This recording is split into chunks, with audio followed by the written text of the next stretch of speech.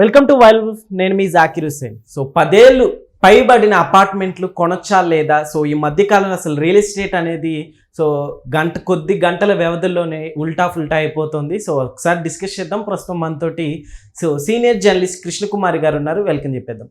Hi madam, నమస్తే. 10 ఏళ్ళు పైబడిన అపార్ట్మెంట్లు కొనొచ్చా అంటే ఏం చెప్తారు మేడం? కొనొచ్చండి. ఓకే. అపార్ట్మెంట్లు సెకండ్ హ్యాండ్ అపార్ట్మెంట్స్ అంటారు వీటిని.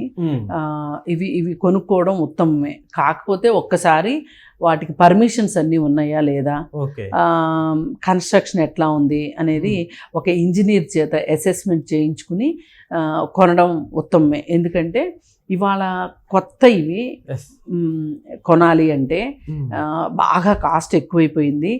రెండోది ఏంటి అంటే ఇప్పుడు ఇదివరకు జిఎస్టీ అది ఉండేది కాదు, ఇప్పుడు జిఎస్టీ వచ్చింది. ఈ పాత ఫ్లాట్ మీద అయితే జిఎస్టీ ఉండదు.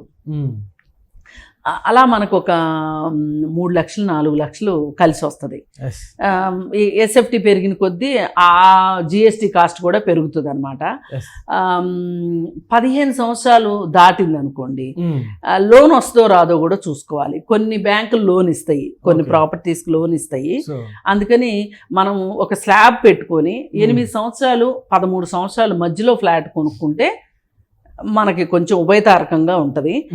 మనకి కొంచెం రేటు తక్కువకి వస్తుంది. ఏ మాటకు ఆ మాట. ఆల్రెడీ వాళ్ళు వుడ్ వర్క్ కూడా చేయించున్నారనుకోండి, మనకి ఇమ్మీడియట్గా బర్డెన్ ఉండదు.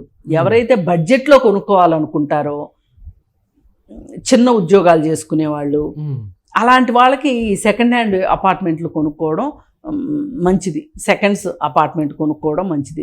ఎందుకంటే బర్డెన్ పడుకోకుండా ఉంటుంది.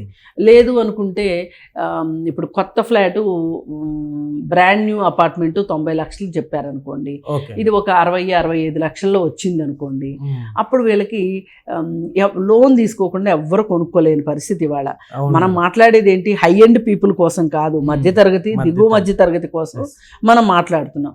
ఈ దిగువ మధ్య తరగతి వాళ్ళకి లోను ఈఎంఐ ఓ 10 లక్షలు తీసుకున్నారనుకోండి లోను, సపోజు వాళ్ళు ఒక 8,000 దాకా కట్టాల్సి వస్తారు ఈఎంఐ. మరి 20 లక్షలు తీసుకున్నారు, 30 లక్షలు తీసుకున్నారు, దీని ప్రకారం పెరుగుతా వెళ్తుంది కదా. ఈ పెరుగుతా వెళ్ళినప్పుడు 90 లక్షల ఫ్లాట్ అంటే కనీసం ఓ 70 లక్షలైనా లోన్ తీసుకున్నారనుకోండి, ఈ ప్రకారంగా దాదాపు 50,000 ఇన్స్టాల్మెంట్ కట్టాల్సి వస్తారు. మరి వాళ్ళకు ఉండే జీతాల్లో ఇన్స్టాల్మెంట్ ఏం కడతారు, పిల్లలు స్కూల్కి ఎట్లా పంపించుకుంటారు, తిండి ఎట్లా తింటారు, అందుకని రకరకాల సమస్యలు ఉంటాయి. కాబట్టి మనము చాలినంత దుప్పటి కప్పుకోవడం చాలా మంచిది, ఉత్తమం. అందుకోసం చూసుకుని కొనుక్కోవాలి. మరి అపార్ట్మెంట్ కావాలి అనుకుంటే కనుక మనకి కొత్తది కొనాలంటే ఇంత ఖర్చు అవుతుంది. కాబట్టి మీరు అడిగినట్లు 10 ఏళ్ల పైబడిన అపార్ట్మెంట్ కొనుక్కోవచ్చా లేదా అన్నదానికి ఇప్పుడు ఈ ఫైనాన్షియల్ కండిషన్ ఉన్న వాళ్ళు ఒక 70,000 ఉద్యోగం చేస్తున్నారు అనుకోండి, భార్యాభర్త ఇద్దరు కలిసి,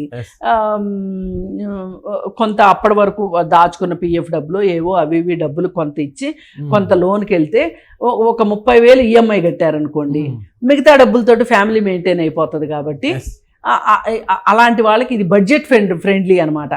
ఏది ఈ సెకండ్ హ్యాండ్ అపార్ట్మెంట్ అనేది. అయితే అపార్ట్మెంట్లో అంటే ఏరియాస్ని బట్టి కూడా ఉంటుందా మేడం? అంటే ల్యాండ్ కాస్ట్ ని బట్టి అపార్ట్మెంట్ కాస్ట్ ఉంటుంది. ల్యాండ్ కాస్ట్ ని బట్టి ఉంటుంది. ఇప్పుడు ల్యాండ్ కాస్ట్ 1,00,000 రూపాయలు ఉందనుకోండి గజం కాస్ట్, అప్పుడు వాళ్ళకి ల్యాండ్ కాస్టే వచ్చి 4,000 పడిపోతుంది. కన్స్ట్రక్షన్ కాస్ట్ 2,000 కంపల్సరీ ఉంటుంది. 6,000 ఇదే అయిపోయింది. మరి ఆయన బిల్డర్ లాభం చూసుకోవద్దా? అందుకని ఇట్లాంటప్పుడు ఏమవుతుంది, 7,000 వరకు అమ్ముతున్నారు వాళ్ళు. 7,000 పెట్టి 1,00,000 రూపాయలు కాస్ట్ ఉన్నప్పుడు 7,000, 7,500 ఏది స్టాండ్ అలోన్ అపార్ట్మెంట్స్ అయితేనే. అది మళ్ళీ హై రైజ్ అపార్ట్మెంట్స్ అంటే 9,000 దాకా వెళ్లాల్సి వస్తుంది.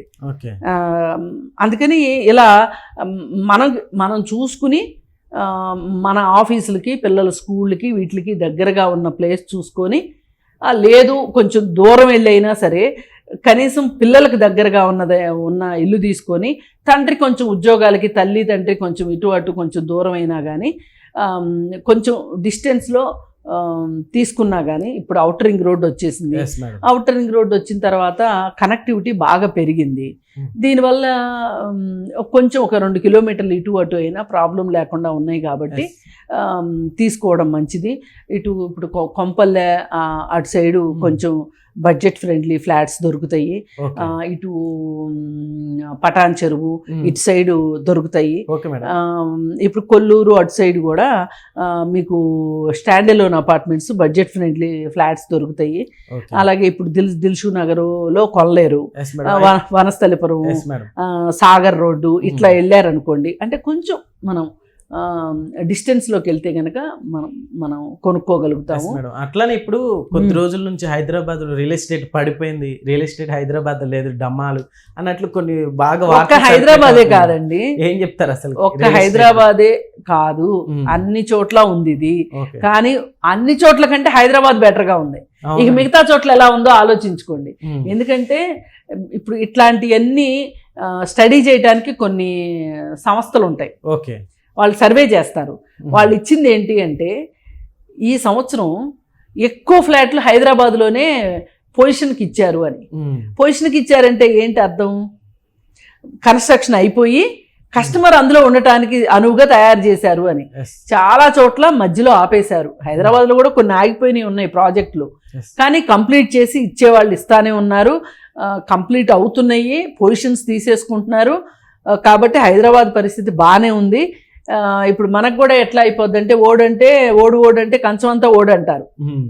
అట్లా కాకుండా హైదరాబాదు రియల్ ఎస్టేటు ఎక్కడికి పోదు, బ్రహ్మాండంగా ఉంది. ఇప్పుడే మళ్ళీ మార్కెట్ స్టార్ట్ అయింది. అప్పుడప్పుడు 7-8 సంవత్సరాలకు ఒకసారి వాతావరణంలో మార్పులు వచ్చినట్లే ఆర్థిక రంగంలో కూడా మార్పులు వస్తాయి. అవి ఈ రియల్ ఎస్టేట్ మీద కూడా పడతాయి.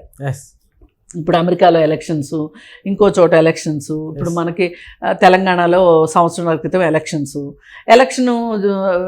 నెక్స్ట్ ఇయర్ ఎలక్షన్ అంటే ఈ సంవత్సరం అంతా నిధులన్నీ పొలిటీషియన్స్ జేబుల్లోకి వెళ్ళిపోతూ ఉంటాయి.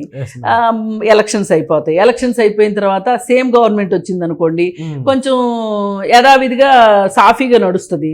గవర్నమెంట్ మారింది అనుకోండి, మారినప్పుడు పాలసీస్ చేంజ్ అవుతాయి. ఈ చేంజ్ అయ్యే టైంలో జనాలు కూడా ఏం చేస్తారంటే ఇన్వెస్ట్మెంట్ చేసే వాళ్ళు కూడా వెయిట్ అండ్ సీ లాగా ఉంటారు. ఇలా వెయిట్ అండ్ సీగా ఉన్న సందర్భం చూసి ఇంకేముంది అసలు రియల్ ఎస్టేట్ పడిపోయింది అన్నారు. రియల్ ఎస్టేట్ ఏం పడిపోలేదు, స్లో అయ్యింది. మళ్ళీ ఇప్పుడు పుంజుకుంటుంది. ఒక 1 yearలో ఫుల్ స్వింగ్ లోకి వస్తుంది హైదరాబాద్ రియల్ ఎస్టేట్ మార్కెట్.